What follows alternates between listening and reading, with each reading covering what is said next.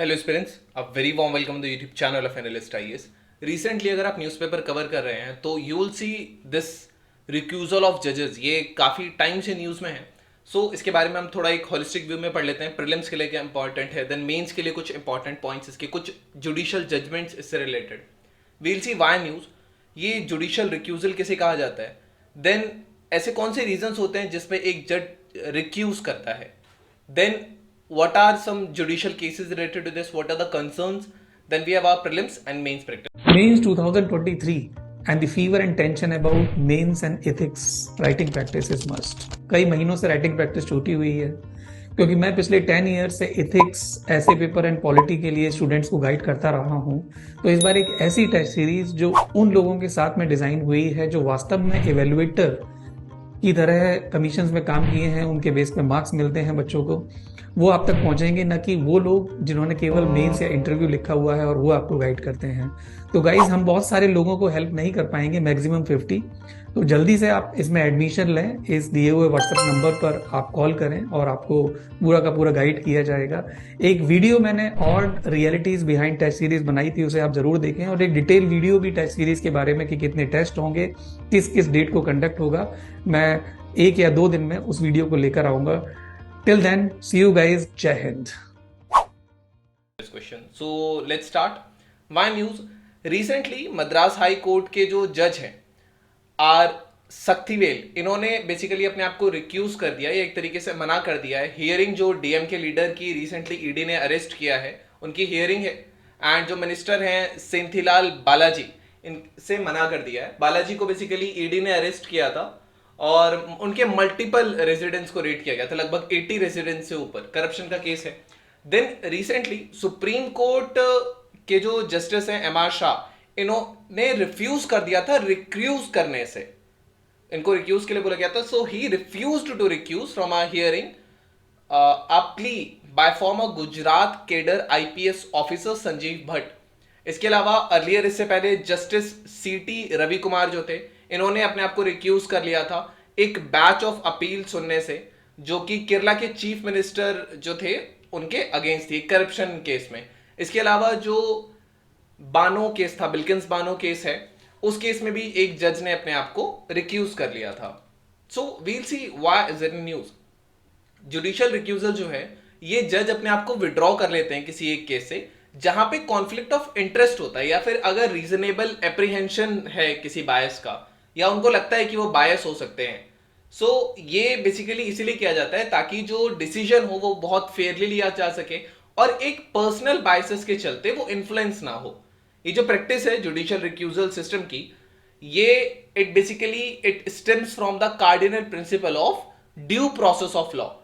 Due process of law में ये होता है कि जो जितनी पार्टीज हैं उस केस में, they are to be treated fairly and impartially. तो इसके चलते इसको हटाया जाता है। कॉन्स्टिट्यूशनल ऐसा कोई प्रोविजन नहीं है, कोई ऐसे एक्ट के द्वारा इसको नहीं लाया गया है। What are the types of recusal? 2 होते हैं, एक ऑटोमेटिक होता है, एक डिस्क्रिशनरी होता है। डिस्क्रिशनरी जज के ऊपर डिपेंड करता है। अगर उनको लगता है कि उनका कोई पर्सनल रिलेशनशिप है वन ऑफ द पार्टीज के साथ, या किसी कंपनी के अगेंस्ट है, उनके अगर शेयर होल्डर्स हैं, देन वो डिस्क्रिशनरी रिक्यूजल ले सकते हैं। ऑटोमेटिक रिक्यूजल में क्या होता है कि एक जज को बाय लॉ रिक्यूज करना होता है। जिसमें अगर कोई फाइनेंशियल इंटरेस्ट दिखता है जज का, व्हाई डज अ जज recuse? First of all, conflict of interest का केस आता है कि अपने आप को वो इससे प्रिवेंट कर सकते हैं, prevent from creating a perception that he or she carried a bias while deciding the case. उनका इंटरेस्ट ना हो। कॉन्फ्लिक्ट ऑफ इंटरेस्ट जो है, ये काफी वेज में होता है। जैसे कि अगर वो किसी कंपनी में हो सकता है वो शेयर होल्ड करते हो, या फिर उनका पर्सनल एसोसिएशन हो, रिलेटिव हो, ऐसी कुछ कुछ चीजें आ सकती हैं। एक नीमो जुडिक्स इन कॉजा सुआ है। ये जो प्रैक्टिस है, ये basically due process of law से लेता है, एंड इसका मतलब होता है नो वन इज जज इन हिज ओन कॉज। ये लैटिन वर्ड है। और any interest or conflict of interest would be a ground to withdraw from the case, since जज की जो ड्यूटी है is to act fairly. What is the process of recusal then? जो decision होता है recusal का, जनरली ये जज खुद से ही दे देते हैं, और ये कंसाइज और डिस्क्रिप्शन पर जो जज है उसी के ऊपर रहता है। To disclose any potential conflict of interest and all. कुछ सर्कमस्टांसेस में जो लॉयर्स हैं या फिर जो पार्टीज हैं वो इस केस को जजेस के सामने लेके आती हैं।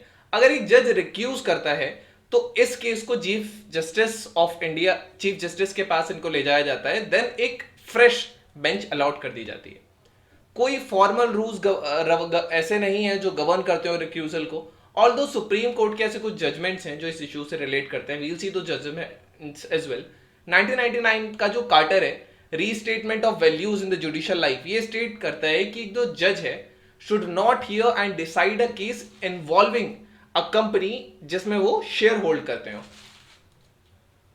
जुडिशियल केसेस देखेंगे तो Ranjit Thakur versus union of India 1987 का केस था। इसमें सुप्रीम कोर्ट ने कहा था it is important for a जज to be honest in the eyes of the concerned party rather than himself.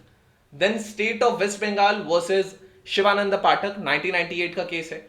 इसमें it defined that it is a condition of mind which renders the judge incapable of impartiality in a particular case.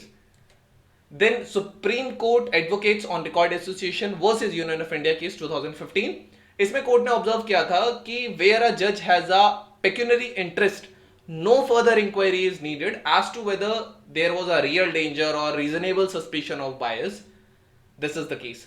Then Indore Development Authority versus Manohar Lal and Ors 2019 का ये case है। इसमें court ने कहा था कि जज who has rendered any decision in small combination, ऐसे केस में he is not disqualified from being a part of the larger bench, अगर वो उसी सेम केस के रेफरेंस में है तो। नाउ कंसर्न्स इससे रिलेटेड क्या है? First of all threat to judicial independence है। जो लिटिगेंट्स हैं ऑफन ये इस टूल को यूज करते हैं as to cherry pick bench of their choice. अगर उनको बेंच चॉइस की नहीं मिलती है तो इसको वो हो सकता है रिक्यूज कर दें। So this might affect the judicial fairness और देयरफॉर इंडिपेंडेंस को ये अफेक्ट करेगा। देन जुडिशियल फंक्शन जो है समटाइम्स ये they require asking questions and soliciting answers to arrive to a just and fair decision, and if the assertions of bias are to be accepted it would become impossible for a judge to seek clarification and answers. ये है। Then delay in justice delivery है। Recusal से basically obstruction आता है उस case में, फिर नई बेंच बनेगी तो थोड़ा सा डिले हो जाता है। कोई फिक्स रूल नहीं है रिक्यूजल के लिए कि जज अपने आप को रिक्यूज कर सके। So there are different interceptions in the same situation. For example अगर हम देखें, जब अयोध्या और राम जन्मभूमि केस चल रहा था, जो जस्टिस यू ललित जो थे इन्होंने अपने आप को रिक्यूज कर दिया था, लेकिन फिर ये बातें लिटिगेंट्स के सामने लाई गई कि ये इसीलिए इन्होंने रिक्यूज किया था क्योंकि पहले ये लॉयर रह चुके थे इसके क्रिमिनल केस से रिलेटिंग में। Now we have our prelims practice question. So consider the following statements. A जज can withdraw from hearing a case when there is a conflict of interest, there are no formal rules governing recusal, which of the above statement is correct? So you can type the answer in the comment section. Then we have mains practice question. What is judge recusal? What are the concerns related to this? So this was all about today's video session. Hope you understood it. Thank you. Have a nice day. Stay tuned with the Analyst IAS for your better preparation.